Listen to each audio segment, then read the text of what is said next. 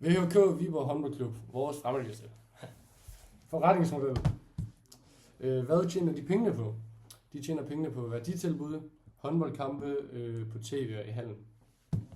Hvem tjener de penge på? Der er nogle kunderelationer med nogle events, lounge, autograf, kamp og fanzone.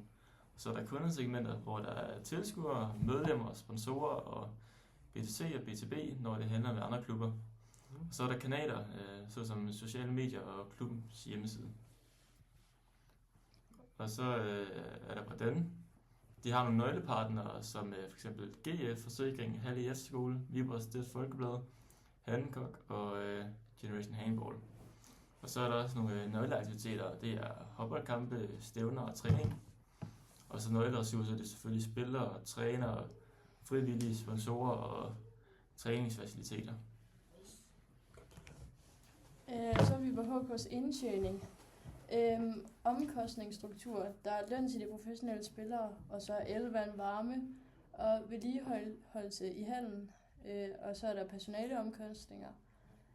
Og så indtægtsstrømmen, der er kontingent fra børn og unge, der spiller i klubben, og så er der billetter og sponsorer og hjemmekampe, og så deltagelse i EHF, og så er der, som William også har sagt, events, hvor de både holder noget golf og paddle og partnermiddag som events.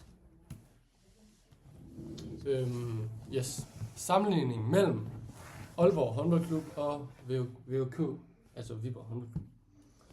Aalborg Håndbold, hvad tjener de pengene på? De kan tjene pengene på værditilbud, såsom håndboldkampe, events, stævner, stort set det samme som VHK. Okay, og så Aalborg igen, hvem tjener de pengene fra? Og det er jo så igen kunderelationer, altså fanarrangementer og autograf til kamp og events og medlemskab og sæsonkort. Og så er der også kundesegmenter. Det er tilskuere, fans, tv-seere, medlemmer, ungdomsspillere, sponsorer og partnerskab. Og så er der kanaler, kampe i Gigantium, tv-streaming, sociale medier og på deres hjemmeside. Og så, Det ser vi der. Og hvordan tjener de? De har nogle samarbejdspartnere, ligesom Viborg. Det er sådan nogle som Carlsberg og hovedpartner af Sparekassen Danmark, Aalborg Kommune og Bygma. Og så er der nogle ressourcer. De har stadionkapacitet på 5.200, og så har de professionelle spillere og et talentakademi. Og så er der nogle nøgleaktiviteter, det er håndboldkampe, events og stævner.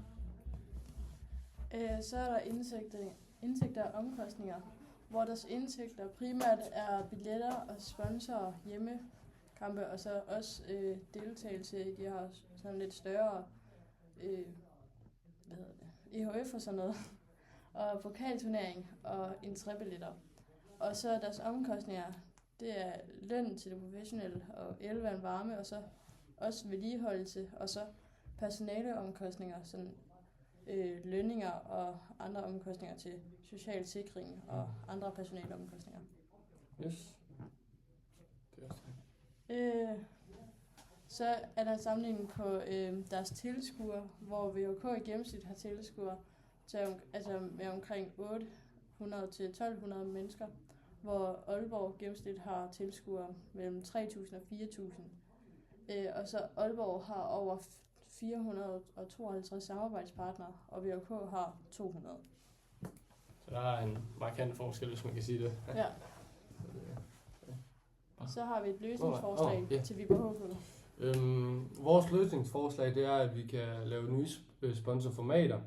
Det behøver ikke være store sponsorer, men sponsorater til f.eks. kampens spiller, ugens unge talent og månedens mål osv.